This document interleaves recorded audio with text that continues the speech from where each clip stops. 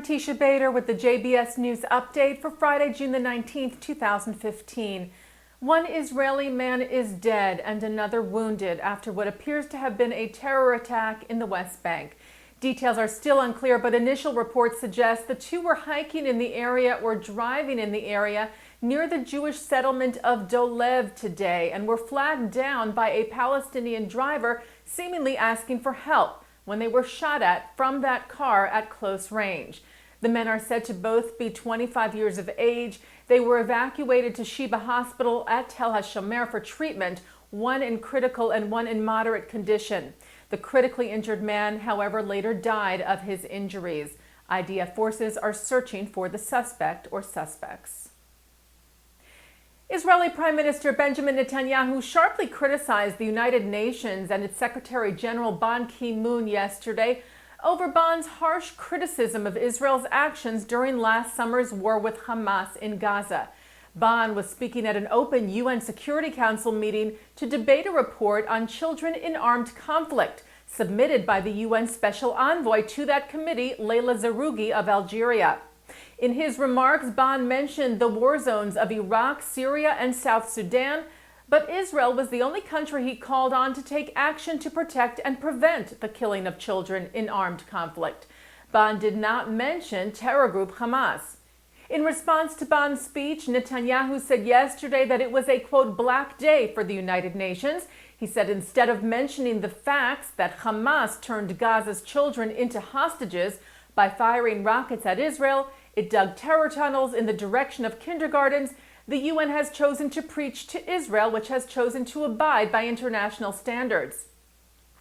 In the initial draft of her report last month, Zerougi named Israel on a list of the worst abusers of child rights, a list which also included ISIS and Boko Haram.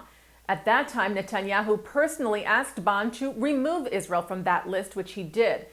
The U.S. ambassador to the United Nations for Special Political Affairs, David Pressman, referred to this in his comments at the UN yesterday, saying that the idea that the government of Israel, as some have suggested, would be listed on the same page as ISIS, Boko Haram, or Syria is factually and fundamentally wrong.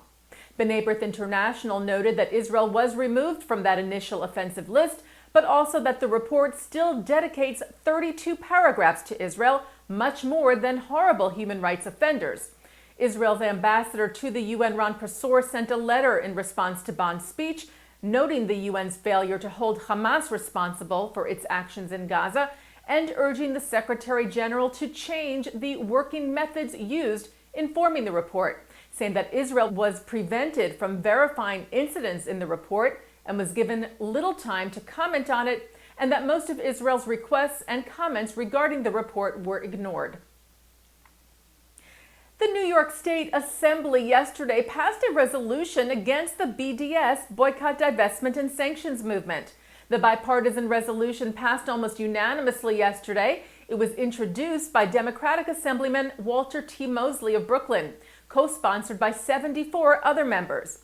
It says that BDS undermines efforts to achieve a negotiated two-state solution and expresses concern that the BDS agenda is, quote, damaging to the causes of peace, justice, equality, democracy, and human rights for all peoples in the Middle East.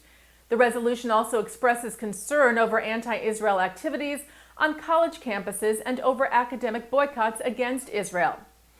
It reads, New Yorkers defend the inalienable right to free speech and recognize that punitive economic measures targeting Israel undermine dialogue, economic cooperation, and political reconciliation between Israelis and Palestinians. The resolution states that the BDS movement's policies and tactics negate and undermine the vibrant debate regarding the Israeli-Palestinian relationship, which is based on a recognition of Israel's right to exist as a Jewish state. The World Jewish Congress will present its WJC Recognition Award to Academy Award winner Helen Mirren for her role in the film Woman in Gold at a special event today in New York City. The award honors outstanding individuals working on behalf of the Jewish people. It honors Mirren for her portrayal of Maria Altman, who fought against the Austrian government to reclaim 5 Gustav Klimt paintings stolen from her family by the Nazis during the Holocaust. Several famous athletes and coaches are in Israel this week. Retired Yankees pitcher Mariano Rivera is in the country with his family on a trip organized by the Israel Baseball Association and the New York Board of Rabbis. Legendary NBA basketball coach and Miami Heat president Pat Riley is in Israel as well on a visit, as are a group of NFL Hall of Famers who yesterday toured an IDF airbase and met with Israeli pilots.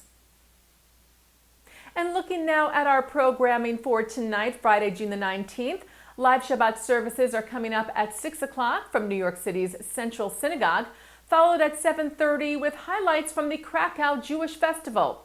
At 8 o'clock, historian Simon Shama talks with author Jonathan Safran Fuhr about Shama's 5-part TV series, The Story of the Jews. That's from the 92nd Street Y. And at 9, the film Israel Journey. At 10 tonight, Musica with singer-songwriter Tamar Eisenman. And remember, Sunday to catch our new series live at 5 from the Voice of Israel English Language Radio Network in Jerusalem at 5 p.m.